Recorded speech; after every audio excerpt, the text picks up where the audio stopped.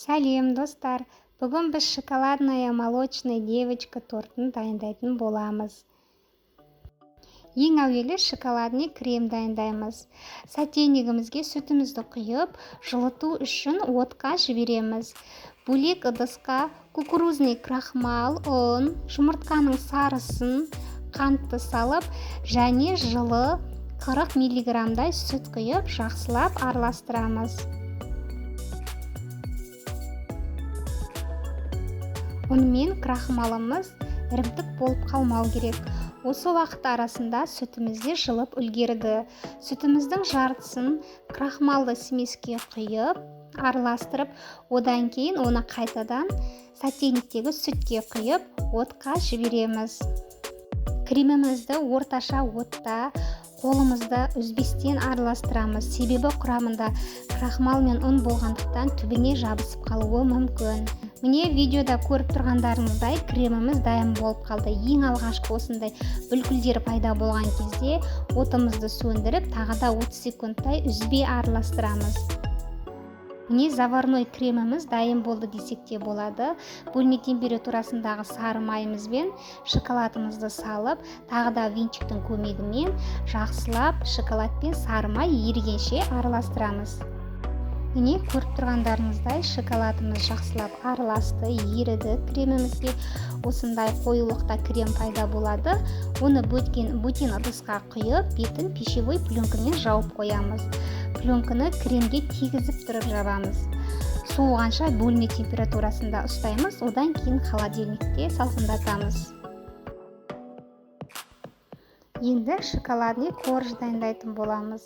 Ыдысымызға 2 жұмыртқа, шым-шым тұз, алдын ала ерітіп қойған сары май және сгущенкамызды құямыз.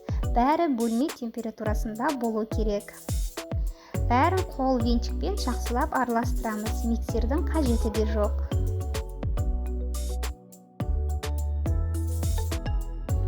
Жұмыртқа, сгущенка май бір-біріне араластырып, біркелкі болғаннан кейін енді құрғақ ингредиенттерді дайындаймыз. Алдын ала електен өткізіліп қойған ұнның үстіне какаоны електен өткізіп, одан кейін разрыхительді де електен өткізіп жібереміз.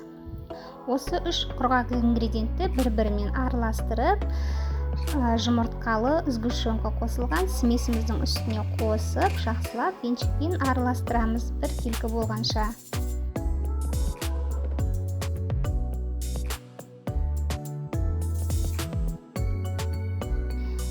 Әр пергаментке 21 диаметрлі дөңгелек сызып алдым. Сол дөңгелектің ішіне 2 ас қасықтай қамырды салып, осылай формалар жасаймын. Қамырды жағып жатқан кезде қарандаш сызығынан сәл-пәл асыра отырып жағамын.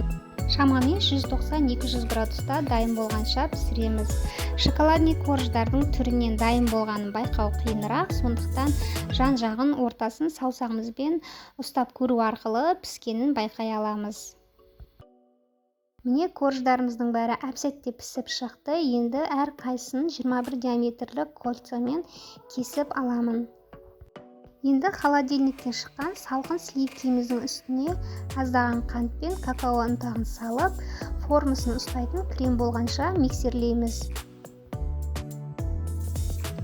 Міне көріп тұрғандай креміміз дайын болды. Енді холодильниктен шоколадный заварной кремімізді алып, тағы бір қол лопаткасымен араластырып жіберіп, әлгі 2 кремімізді бір-біріне басын қосып араластырамыз. Бірнеше бөлшектерге бөле отырып, бұл шоколадный кремге сливке қосуымның себебі более пышный дейді ғой, более пышный, нежный үлпілдек болу үшін сливке қостым.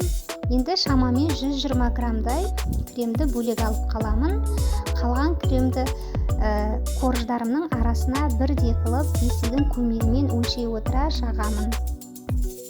Видеода көріп тұрғандарыңыздай коржик пен кремді алма-кезек жаға отыра тортымды жинаймын. Ең үстіңгі корждың бетіне крем жағамын. Одан кейін аттестатный пленка кигізіп сыртына, оның сыртына кольцо кигізіп 2 сағат немесе 5 сағатқа холодильникке жіберемін. Тортым холодильникте жеткілікті тұрды. Мұнаға алып қалған 120 грамм кремімді тортымның жан-жағына жағып шығамын.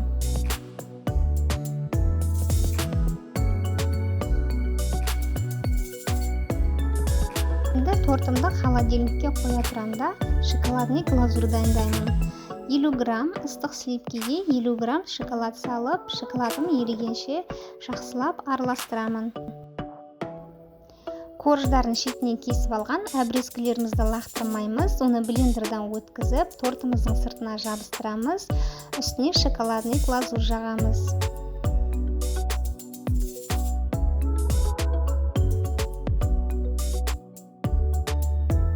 Енді өзіңіздің қалауыңызша әрлеп әсемдесеңіз болады. Біздер тортымыздың жан-жағына черешня жидегін қойып шықтық. Ал міне көргендеріңіздей тортымыз өте әдемі, өте супер шоколадный дейді ғой. Коржығы де, кремі де супер шоколадный, өте нәзік, жұп-жұмсақ, шоколадный молочная девочка торты дайын болды. Былай қарасаңыз өте оңай, әрі тез дайындалады, ешқандай қиындықсыз. Сіздер де үйде дайындап көріңіздер.